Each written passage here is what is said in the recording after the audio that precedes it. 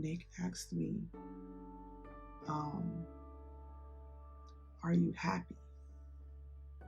And that was the first time I've ever had been asked, like, are you happy?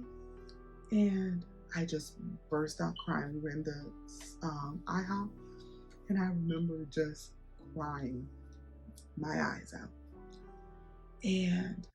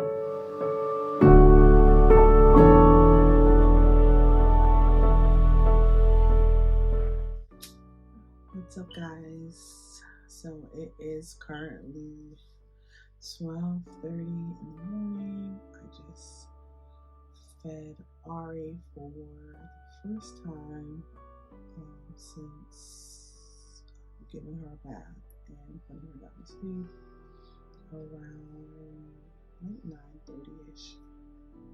So she probably won't wake up for another couple of hours, maybe around like 5, and then I'll feed her again. But I just wanted to get on. I don't know. I've been feeling like lately, since I'm always up, everybody in the house is sleeping. Nick has to go to work, so he'll be getting up around 5 to get ready for work. And this is the quiet time that I have really to myself, to my thoughts. And I was like thinking the other day, like, why don't I do like a late night chat with and this at first is gonna be just me talking to you guys, but then eventually I hope you guys ask some questions so that I'm not just making things up or having to find random stuff. But the first thing I definitely wanted to talk about was Ariella is soon to be 1 year old, and last year, 2022, I realized after all of the children that I've given birth to,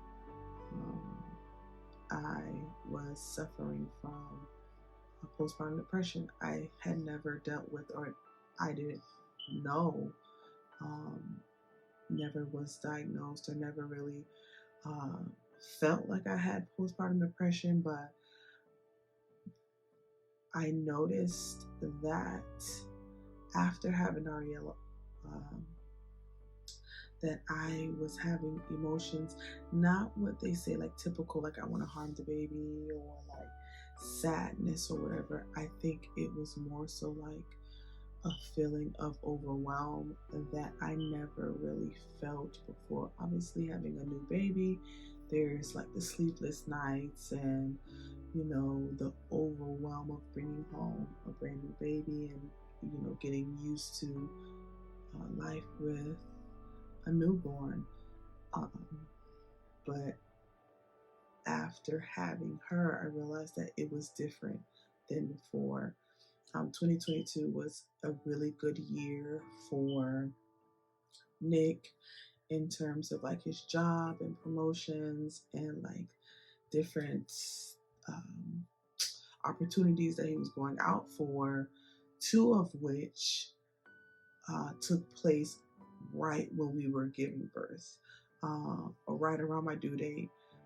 He went out for the CRT at the job, as well as he went out for the honor guard at his job. And those two things required some sacrifices, and Ariella ended up coming a week early.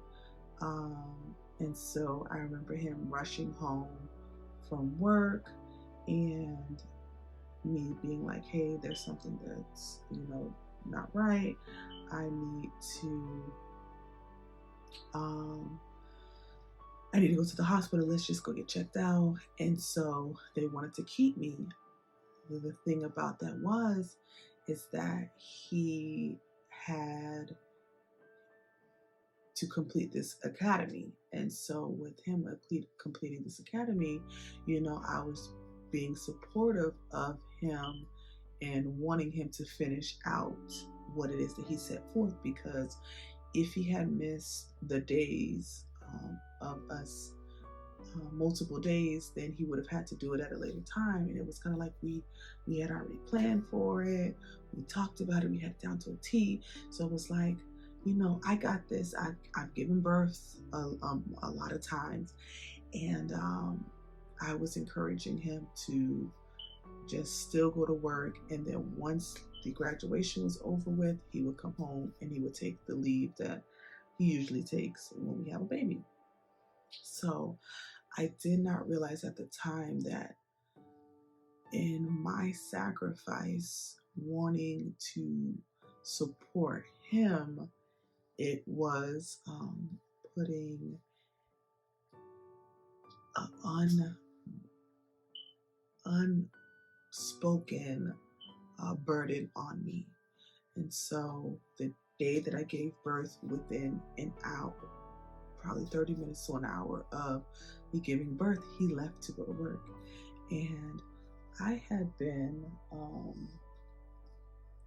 like I said, I'd given birth before. I had been with Isla.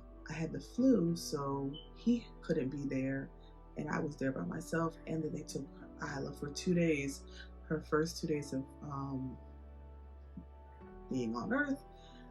She was in a NICU because I had the flu and I could not be with her. So I had kind of already had it in my mind that,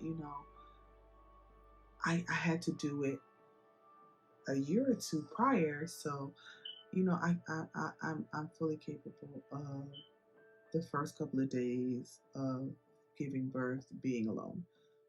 So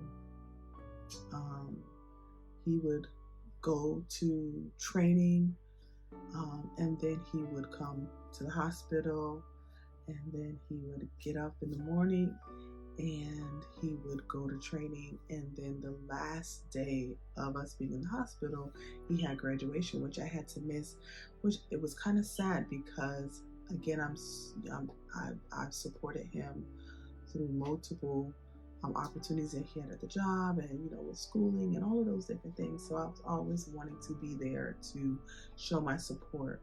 But once I came home, I realized that I was coming home to 6 children and getting used to bringing home the baby, getting the children used to that. They were still having to go to school. We were still having to move on with life even after giving birth. So there was no real break to kind of jumpstart into being a mom of 7. I realized that about 3 months into Ariella being here, Mother's Day was the time that I realized that I'm suffering, and I would just cry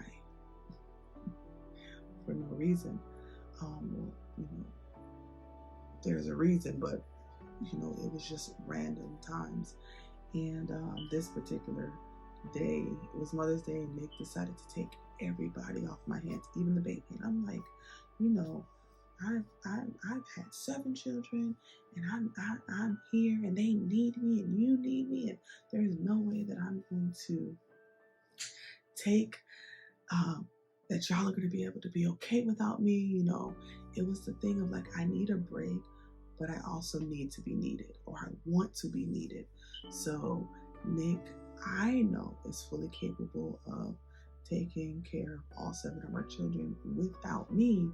But I think the thought and the process of like, I've been doing this for years, and children need their moms, and I was just going through the whole like up and down of emotions and things.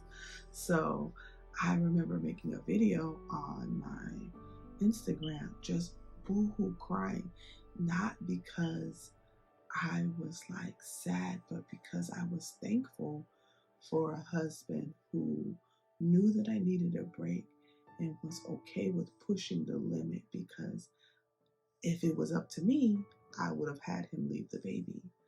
I would have had him, either take me with him or whatever, but he knew that I needed the time. And, you know, that was the first time that I realized like he's fully capable of taking care of the children on his own, just like you are fully capable of taking care of the children. And I have to relinquish some of the control that I have over having to make sure that everything is on point and everything is scheduled and everything is to the T and to the 9, and it's okay for things to not go the way that I need them to go in my mind, and really being okay with letting go of the reins. Okay. Shortly after the Mother's Day and me crying out, Nick and I last year would take Leah and Isla to IHOP like every single week. It was something that we did every time that I went to my doctor's appointment with the baby. So it was kind of like a routine, like a day date with the girls, and we ended up going. And Nick asked me, "Are you happy?" And that was the first time I've ever had been asked, like, "Are you happy?" And I just burst out crying. We were in the IHOP, and I remember just crying my eyes out. And I was like, I have no idea why I'm crying. I don't know why that particular question triggered that response. And so I'm telling him, like, am I happy? The baby's like 3 months. I'm like, I just had a baby. I should be happy, right? And, our marriage is good. I should be happy, right? Things are going good for us, for the family. I should be happy. But I told him, like, I'm happy and I'm sad. And I don't understand how those two things can coexist at the same time. I realized that I'm happy with life, but I'm like, everything in me, everything about me, everything that I've given up for, or the things that I had sacrificed for all of these years, being a stay-at-home mom, wanting to pursue not necessarily a career outside of working outside of the home, but basically losing myself in being everything for everybody. I realized, like, I don't know who I am anymore. The Maria that I was before kids and before marriage and before being a stay-at-home mom, I realized that I had let go of everything. I would hold on and use the children and me breastfeeding and me, being so far away and me not having family or me not having the help. I used all of those things as an excuse to push away so many people, so many friendships, so many opportunities for myself to do me. Um, and I realized that I would suffer in silence. I wouldn't say anything. I would just keep going because society says you're supposed to be strong. You're supposed to wear the S on your chest. You're supposed to be superwoman. And I was failing. I was struggling. I was sad. I was happy with my life, but unhappy at the same time.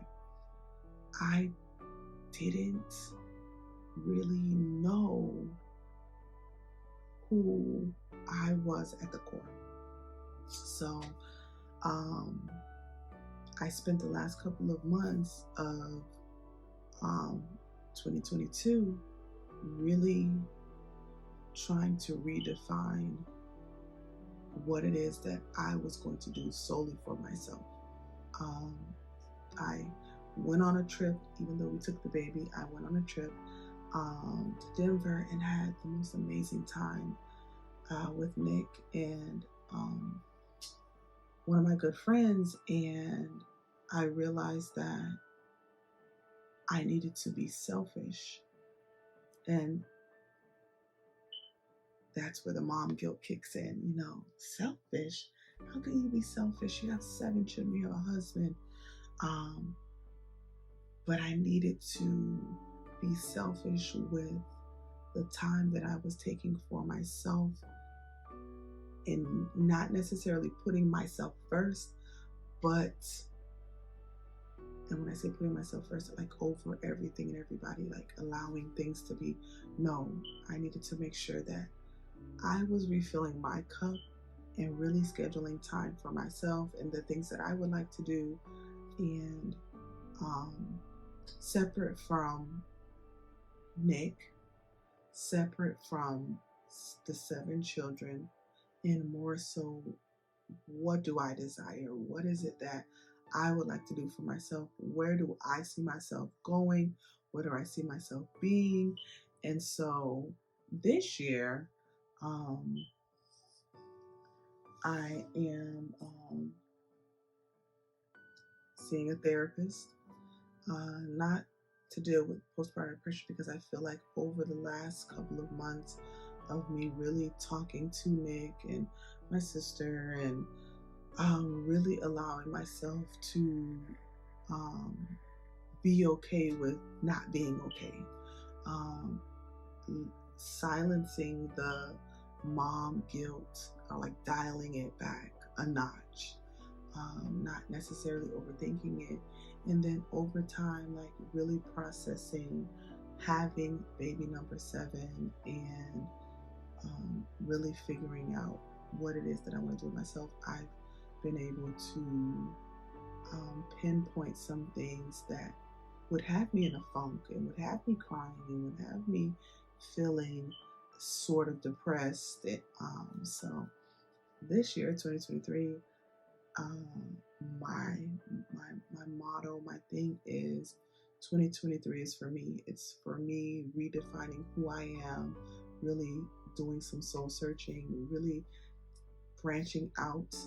I have some trips that I'm taking that are for me, and what it is that I want to do. So let's see, it is almost 1 o'clock. Oh my gosh. So I'm going to end this here. I just wanted to talk about postpartum depression. I really want to be able to connect with other moms, new moms that may be struggling and really trying to figure out themselves. No, I did not need the medication. No, I did not. I have a support system that was here for me and really hearing what it is that I was saying. So I am blessed and I am fortunate. And there may not be other moms out there who feel like they have the support. So I do want to be able to speak on those things. It is okay to be happy and sad at the same time.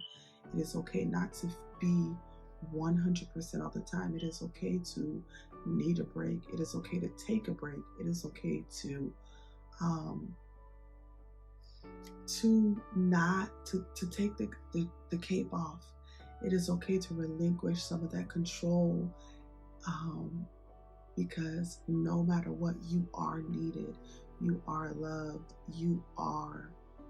um, you are exactly what your children need you to be. And I didn't realize that. I needed to hear that. I needed to really realize that I am enough.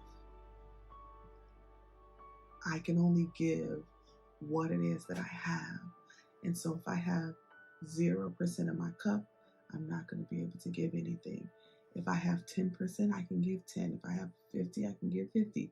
If I have 100, that's the top number, I am able to give those things, that 100% to my children. So I'm going to stop this here. Until next time, I don't know how I'm going to maneuver doing these late night talks. I think the next one I just thought off the top of my head was the pros and cons of being a large family mom. Like I said, I have 7 children, so I want to talk about some pros and cons that I have really thought about over the last course of, you know, I just say the last 10 years, because once baby Nick came, we've had boom, boom, boom, boom, boom. And so over the last 10 years, we have really grown our family.